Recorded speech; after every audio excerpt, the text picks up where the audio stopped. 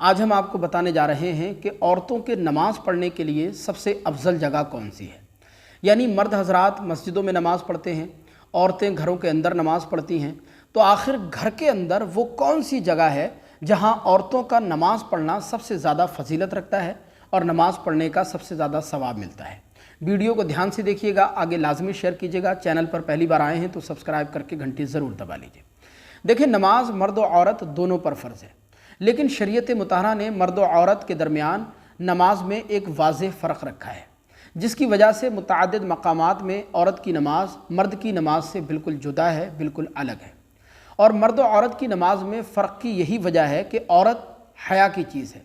عورت چھپانے کی چیز ہے، عورت پردے کی چیز ہے۔ یعنی ہمارا مذہب اسلام اس بات کو بھی پسند نہیں کرتا کہ نماز جیسی عظیم ترین عبادت کرتے ہوئے بھی عورت بے پردگی کے عالم میں رہے یا کسی غیر محرم کی نظر عورت پر پڑے۔ مذہب اسلام اس بات کی بھی اجازت نہیں دیتا۔ اسی لیے شریعت مطہرہ میں عورت کی نماز کے لیے وہ طریقہ اختیار کیا گیا جس میں پردے کا لحاظ زیادہ ہو، کیونکہ عورت سر سے لے کر پیر تک سراپا پردہ ہوتی ہے۔ ہمارے پیارے آقا صلی اللہ علیہ وسلم نے ارشاد فرمایا کہ جب عورت گھر سے باہر نکلتی ہے تو شیطان اس کو گھور کر دیکھتا ہے، اس کو جھانک کر دیکھتا ہے، اور شیطان کی کوشش یہ رہتی ہے کہ وہ لوگوں کو اس بات پر ابھارے کہ لوگ عورت پر گندی نظر ڈال کر عورت کو دیکھ کر بدنظری میں اور دوسرے فتنوں میں مبتلا ہو جائیں۔ اسی لیے اللہ تبارک و تعالیٰ کو عورت کا پردہ کرنا اتنا زیادہ پسند ہے کہ ارشاد فرمایا گیا کہ جب عورت پردہ کرتی ہے اور اپنے آپ کو غیر محرم کی نظروں سے چھپاتی ہے تو اللہ تبارک و تعالیٰ اس عورت سے بے حد خوش ہوتا ہے، سبحان اللہ۔ اور حدیث پاک میں آتا ہے کہ عورت اللہ کے قریب اس وقت زیادہ ہو جاتی ہے جب وہ اپنے گھر کے کونے میں، کسی گوشے میں، گھر کے اندر چھپ کر کے رہے۔ چھپنے سے مراد یہ ہے کہ ایسی جگہ رہے جہاں کسی غیر محرم کی نظر اس عورت پر نہ پڑے، کوئی غیر محرم اس عورت کو نہ دیکھے۔ لہذا ایسی عورت اللہ تبارک و تعالیٰ کے بہت زیادہ قریب ہو جاتی ہے۔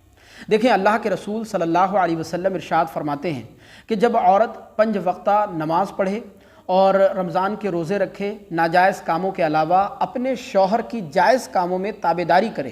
اور اپنی عفت، اپنی عزت کی حفاظت کرے، یعنی پردے کا لحاظ رکھے، حجاب کا لحاظ رکھے، تو میرے آقا فرماتے ہیں کل قیامت کے دن اس عورت کو یہ اجازت ہوگی کہ وہ جنت میں جس دروازے سے چاہے اس دروازے سے داخل ہو جائے، سبحان اللہ۔ اب ہماری ان ماں اور بہنوں کو اس حدیث پاک سے سبق حاصل کرنا چاہیے جو حجاب کو، پردے کو اپنے لیے عذاب یا ذلت سمجھتی ہیں اور آزادی کے نام پر بے پردگی اور بے حیائی کو پروموٹ کرتی ہیں۔ دیکھیں، ایک بات ہمیشہ یاد رکھیں کہ یہ چند روزہ زندگی ہے اور ایک دن ایسا آئے گا کہ آپ کی آنکھوں کی شمع بجھ جائے گی، دل کی دھڑکن ختم ہو جائے گی، سانسیں رک جائیں گی اور آپ اس دنیا سے انتقال کر جائیں گے اور آپ کی آخری منزل قبر ہوگی۔ یاد رکھیں، وہاں قبر کے اندر آپ کو بچانے والا کوئی دوسرا نہیں ہوگا سوائے آپ کے اعمال کے۔ آپ کے آس پاس نہ کوئی اپنا ہوگا نہ کوئی پرایا ہوگا۔ آپ کے جو اچھے اعمال ہوں گے وہی اللہ کے قہر و غضب سے، اللہ کے عذاب سے آپ کو بچا سکتے ہیں۔ یعنی کہنے کا مطلب یہ ہے کہ ہمارا مذہب اسلام اس بات کو زیادہ پسند کرتا ہے